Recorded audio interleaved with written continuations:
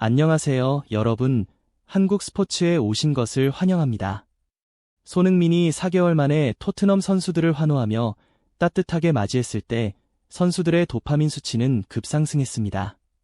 현재 주장인 로메로를 비롯해 만더벤, 스펜스, 이열성 등 선발 라인업 선수들은 더욱 열정적으로 반응했고 영상 속에서 그들의 행복한 표정을 확인할 수 있었습니다.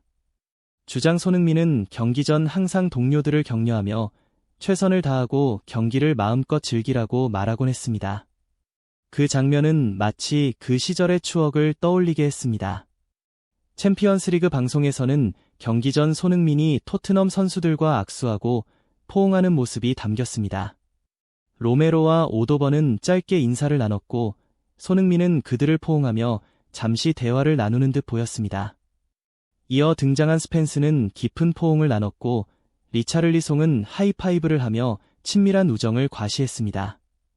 또한 벤탄쿠르와 부상으로 토트넘 유니폼을 입지 않은 메디슨, 솔랑케와의 재회 장면도 있었습니다. 특히 메디슨은 손흥민을 정말 좋아하는 것으로 알려져 영국에서 큰 화제가 되었습니다.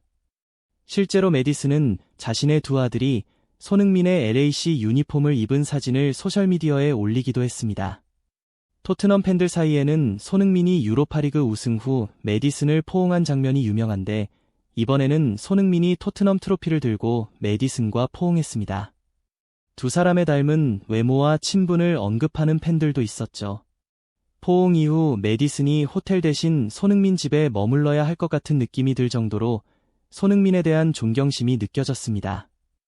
마지막으로 경기장을 떠나며 손흥민은 골키퍼 비카리오와 깊은 포옹을 나누기도 했습니다. 과연 손흥민의 응원이 있었던 걸까요? 토트넘 호스퍼는 프라하를 상대로 3대0 승리를 거두었습니다. 하지만 전체적으로 토트넘의 승리가 완벽하고 압도적인 경기였다고 보기는 어렵습니다. 점유율을 보면 원정팀인 프라하가 오히려 53대47로 우위를 점했고 슈팅수 또한 16대12로 프라하가 많아 3대0 승리를 쉽게 예상하기는 힘들었습니다. 게다가 토트넘은 6번의 결정적 기회를 만들었지만 그중 4번을 놓치며 오픈 플레이에서는 단 하나의 골도 넣지 못했습니다. 모든 득점은 세트피스에서 나왔습니다. 전반 3분 토트넘 코너킥 상황에서 로메로가 볼을 살짝 반대 방향으로 헤딩했지만 수비수 프라가 마치 자신의 골키퍼처럼 공을 걷어넣으며 자책골이 기록되었습니다. 물론 로메로의 코너킥 헤딩 자체는 훌륭했지만 기록상 토트넘 선수가 넣은 골로 잡히지 않았습니다. 후반전은 추가 득점 없이 시작되었습니다. 전쟁포로처럼 날아온 공격, 한 번의 결정적 장면이 나왔습니다. 오른쪽에서 돌파 후 크로스를 시도했지만 플라 수비수의 위험한 태클로 페널티킥이 선언되었습니다. 키커로 나선 쿠두스는 과감하게 골 중앙을 노리며 다이빙하는 골키퍼를 무색하게 만들었습니다. 이후 77분 토트넘은 역습 상황에서 공을 상대 페널티 지역 깊숙이 몰고 들어갔고 자비 시몬스가 상대 수비에게 반칙을 당하며 또 한 번 페널티킥이 주어졌습니다. 이번에는 아도플라 수비수가 시몬스를 제대로 마크하지 못하면서 늦게 대응했고 시몬스는 자신이 직접 페널티킥을 성공시키며 브렌트포드 이후 연속골을 기록하며 토트넘의 3대0 승리를 확정지었습니다. 사실 만약 손흥민과 가까웠던 선수가 이번 프라하전에서 골을 넣었다면 골 세리머니 장면이 나왔을 수도 있습니다. 하지만 첫 골은 상대의 자책골이었고 나머지 두 골은 손흥민이 떠난 시점에 합류한 쿠두스와 시몬스가 성공시킨 페널티킥이어서 그런 장면은 볼 수 없었습니다. 쿠두스는 손흥민이 떠나기 전 함께 훈련하고 몇 경기를 소화했지만 시몬스는 손흥민 이적 발표 이후 합류했기 때문에 서로 잘 알지 못했을 가능성이 큽니다. 정직하게 말하면 리차를리송은 경기 초반 완전히 무마크 기회를 잡았지만 아쉬운 슈팅으로 골키퍼 정면으로 향했고 골키퍼는 손쉽게 막았습니다. 만약 찰리슨이 그때 골을 넣었다면 특유의 꽂고 세리머니를 했을 텐데 아마 클릭 세리머니를 하며 손흥민 봐라 라고 했을 가능성이 높습니다. 이번 경기가 자책골 1골과 페널티킥 2골로만 승리하고 오픈 플레이 골은 없었다는 점에서 솔직히 조금 아쉬움이 남습니다. 하지만 손흥민의 복귀가 선수들에게 동기부여가 된 것도 사실입니다. 손흥민이 떠난 이후 토트넘의 경기력은 매우 부진했습니다. 현재 리그 11위, 챔피언스리그 19위로 더 이상 빅6라고 부르기 어려운 상황이죠. 더 심각한 문제는 홈팬들이 홈 경기에서 특히 부진한 모습을 보이는 팀에 대해 야유를 시작했다는 점입니다.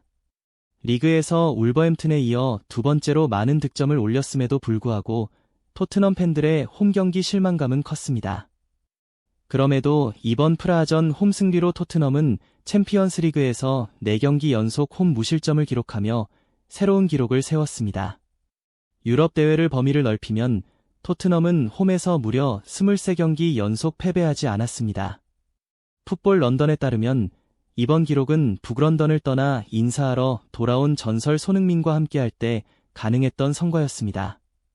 프라하를 상대로 한 손쉬운 승리로 토트넘은 유럽 대회 홈 무패 기록을 23경기로 늘렸습니다. 3골을 넣는 동시에 안정적인 수비를 과시하며 클린시트 승리를 기록했죠. 이번 승리는 6일 리그 13라운드에서 브렌트포드를 2대0으로 꺾은 뒤 2경기 연속 클린시트 승리이기도 합니다. 이로써 토트넘은 챔피언스리그 순위를 9위까지 끌어올렸습니다. 이날은 여러모로 숫자가 많은 날이었고 손흥민의 방문 덕분에 순위가 4단계나 상승한 토트넘의 놀라운 기록에 감탄할 수밖에 없었습니다. 경기 후 손흥민은 라커룸으로 돌아가 동료들과 시간을 보냈습니다. 먼저 경기를 마치고 휴식을 취하고 있던 로메로와 리차를리송에게 다가갔습니다. 로메로와의 대화 내용은 명확히 들리지 않았지만 메시라는 단어가 살짝 들렸습니다. 아르헨티나 대표팀에서 메시와 함께 뛰는 로메로이기에 손흥민이 내년 개막전에서 메시를 만나는 이야기를 나눈 것으로 추정됩니다. 한편 하이랄리송은 옆에 누워 내 덕분에 소위가 유럽 챔피언십에서 우승했어라는 듯 수줍게 장난 섞인 말을 던졌습니다. 준결승에서 잘했다고 말하던 하이랄리송과 귀엽게 웃는 손흥민의 모습을 보는 것도 인상적이었죠. 다만 이 장면은 경기 전이었던 것으로 보입니다. 다음으로는 손흥민과 가장 오래 함께한 친한 친구 벤 데이비스와 사진을 찍었습니다. 이날은 벤 데이비스에게 매우 뜻깊은 순간으로 기억될 것입니다. 이번 시즌 토트넘 유니폼을 입고 처음으로 그라운드에 나선 날이었기 때문입니다. 벤 데이비스는 9월 무릎 부상으로 몇 주간 결장했으며 회복 직후인 10월에는 허벅지 부상을 당해 단 한 경기도 뛰지 못했습니다. 하지만 친한 친구 손흥민 덕분에 토트넘 도착 당일 68분 교체 출전으로 시즌 첫 경기를 치를 수 있었습니다. 과연 이 모든 게 손흥민 덕분일까요? 분명한 것 같습니다. 또한 이날 특별한 만남도 기대할 수 있었습니다. 바로 유로파리그 우승 후 손흥민과 기념사진을 찍었던 토트넘 직원 한나였죠. 손흥민의 이적 발표 후 촬영 도중 눈물을 흘렸던 아름다운 직원이었습니다. 경기 후 손흥민은 장난스럽게 눈물을 흘리는 한나에게 왜 우는지 물었고 한나는 오히려 감정이 격해졌습니다. 토트넘 PR 직원인 한나는 경기 전 이미 손흥민을 만나 밀착 취재를 하고 있었으며 경기 5시간 전부터 스타디움 주변 기념 행사를 촬영할 때도 함께 있었습니다. 특히 벽화 앞에서 활동할 때 홈팬들에게 인사하며 그라운드에 섰을 때 벤치로 돌아가 메디슨과 솔랑케를 맞이할 때까지 손흥민을 계속 촬영하는 모습이 포착되었습니다. 손흥민이 이제 한국에서 스타가 된 만큼 한나가 일을 그만두지 않았을까 걱정되기도 했지만 다행히 잘하고 있었습니다. 홈커밍 데이라는 말처럼 손흥민은 런던에서 매우 편안하고 행복해 보였습니다. 이제 앞으로도 MLS에서 역사에 남을 승리의 커리어를 쌓기를 응원하게 됩니다. 이건 시작일 뿐이에요. 구독 버튼을 눌러주시고 함께 멋진 작품을 만들어봐요. 다음 편에서 만나요.